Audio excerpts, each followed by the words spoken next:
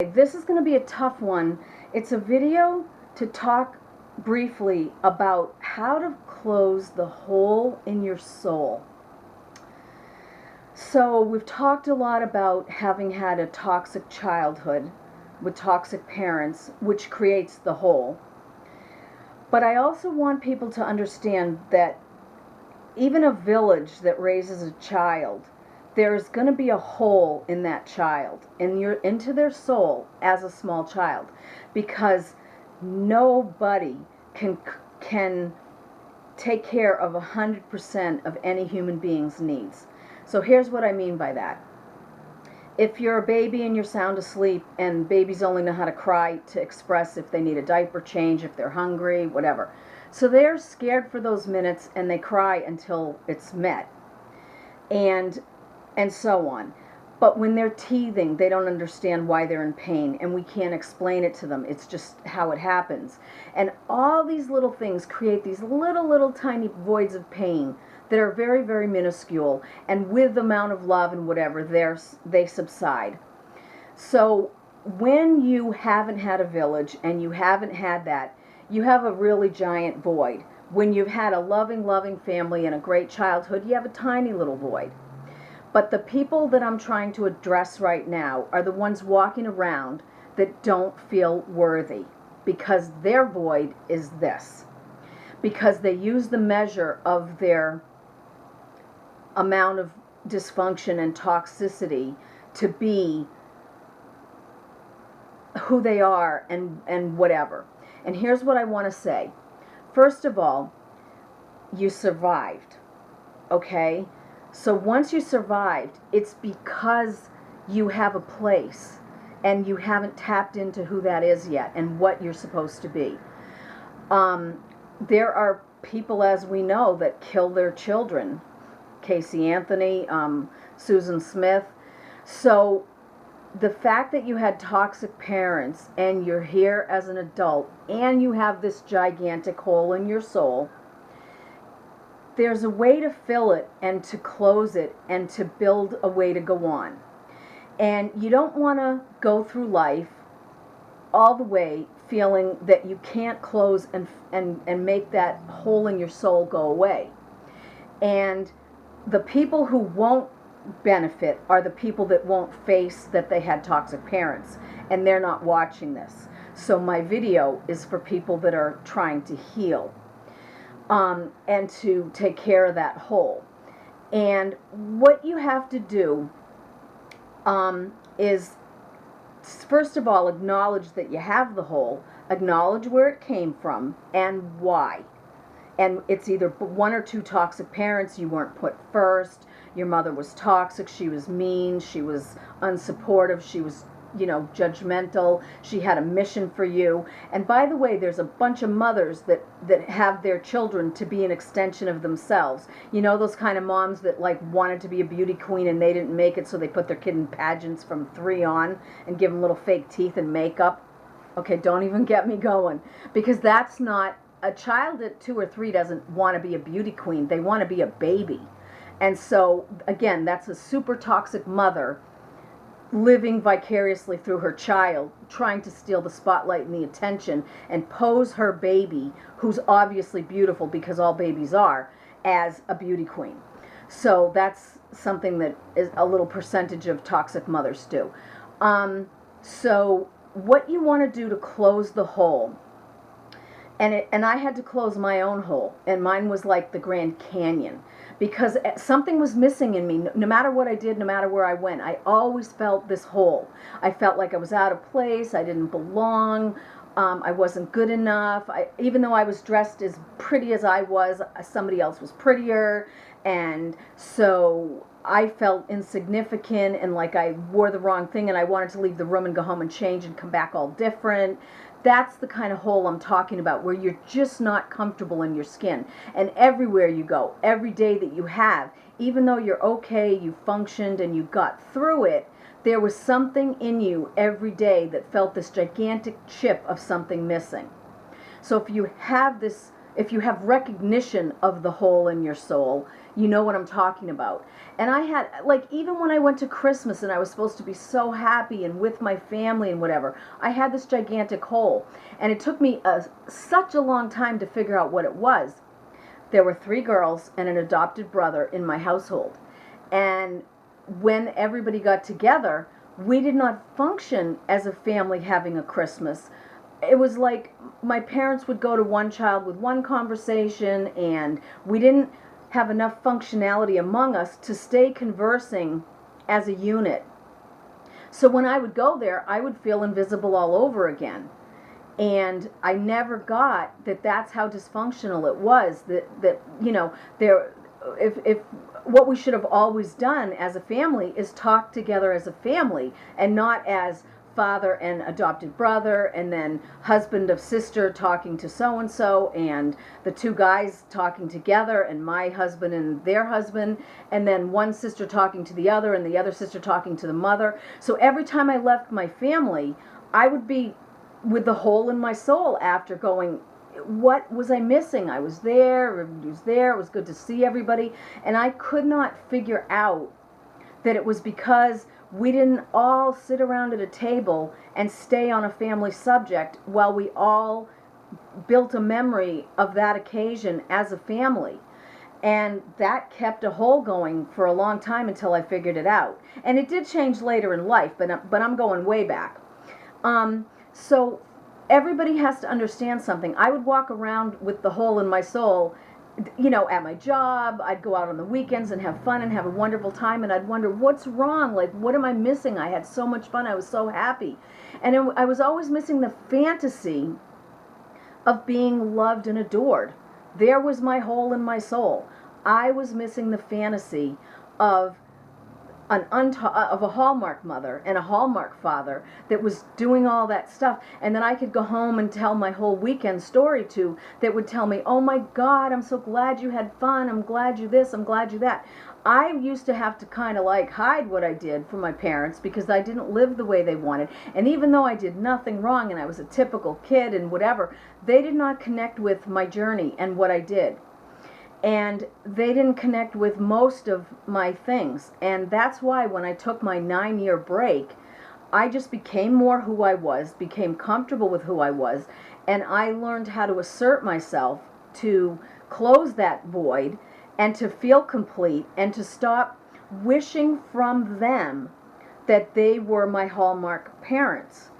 And when I stopped wishing for something they could never, ever, ever become, my hole got smaller, because what every kid craves is that A on their report card and a pat on the head. And you shouldn't have to get an A. You should get a pat on the head with a D, and someone that says to you, okay, great, you know, okay, you didn't get this, we'll work harder, we'll do whatever, but I'm so proud of you for going to school and trying, and we are going to bring this grade up together. So there's that, whatever child that didn't get a pat on their head when they got a D has the hole in their soul. So what I'm trying to tell people to do with the hole in their soul is to stop having the fantasy of the Hallmark parents, because Hallmark parents are there with the cards for every occasion and the thank yous and all that. And if that's not available with your biological parents, you have to create that in another way and stop mourning that you don't get it from them.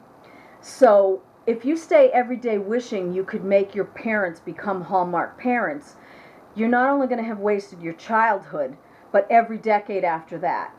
And so I stopped wishing for that, and I accepted them for who they are and the goodness that they did have and do have. And when I accepted that and knew that my own mom would never go on a shopping excursion with me because we didn't have the same taste in clothes, and for her to go try on clothes and stuff was a waste of time. But I learned how to do that with my friends and other people. And so when I stopped mourning that that would never be done with my mother, but I valued my mother for what she was able to do. And my mother was so creative, so talented, so beautiful, so sweet, so smart. I got other things from her that were not what I planned on, But when I closed the gap of what I was missing and closed the hole in my soul and saw my mother as a person instead of my mother, I then let myself have a relationship and a connection to her that was realistic. And so for these past like 20 15 years maybe, there was no hole in my soul, because if you don't go looking for the thing you can't have, there's no more funeral every day, there's no more mourning, there's no more hole. And I just didn't want to keep going through life like that, so I closed my hole. And all of you guys have to close the hole in your soul so that you stop trying to have what isn't possible.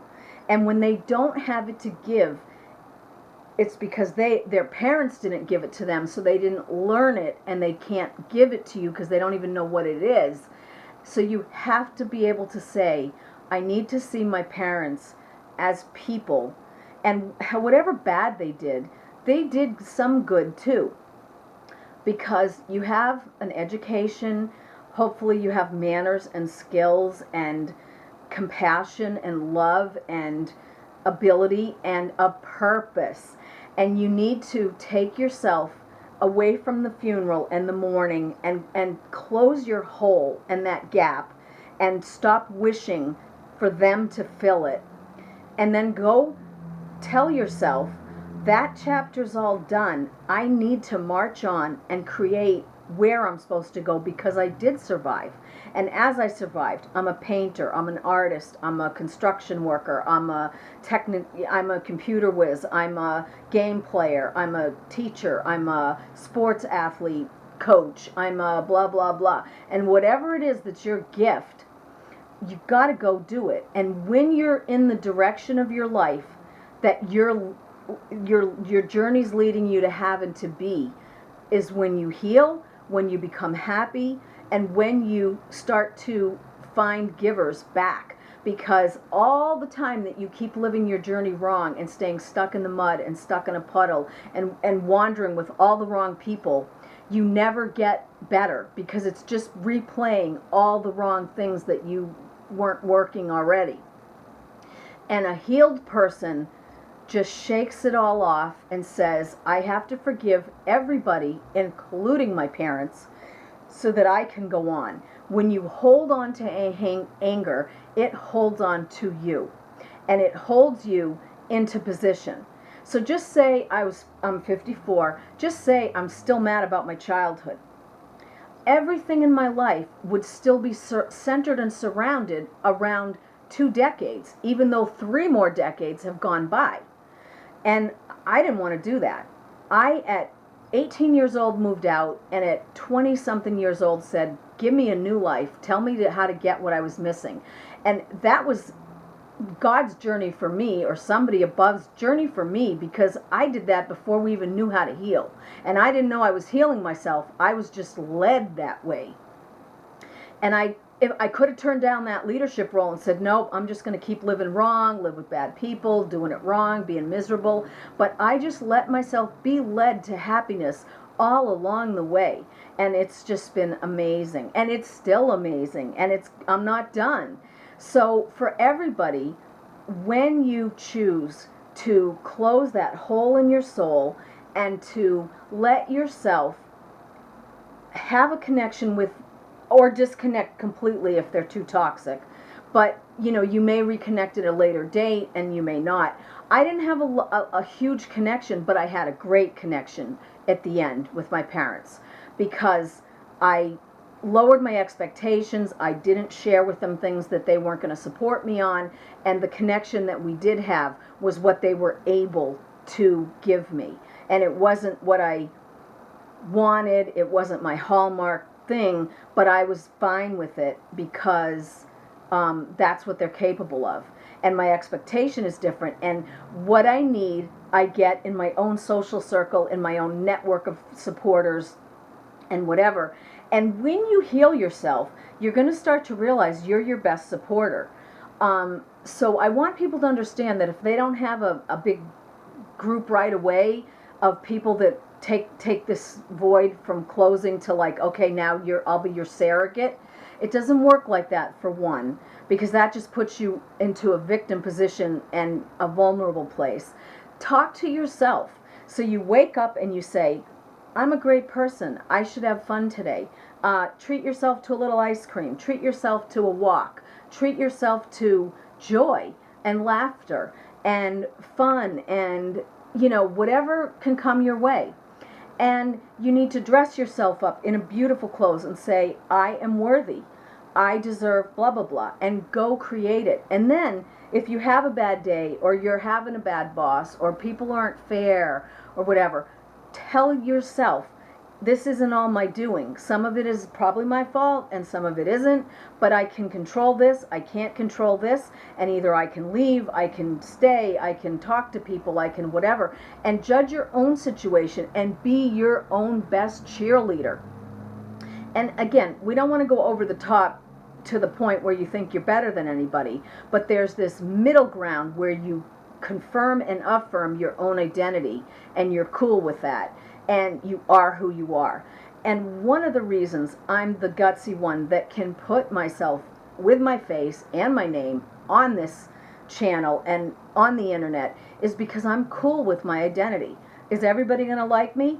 Not by a long shot. Is everybody going to approve of me? Not by a long shot. But that's not the measure of me.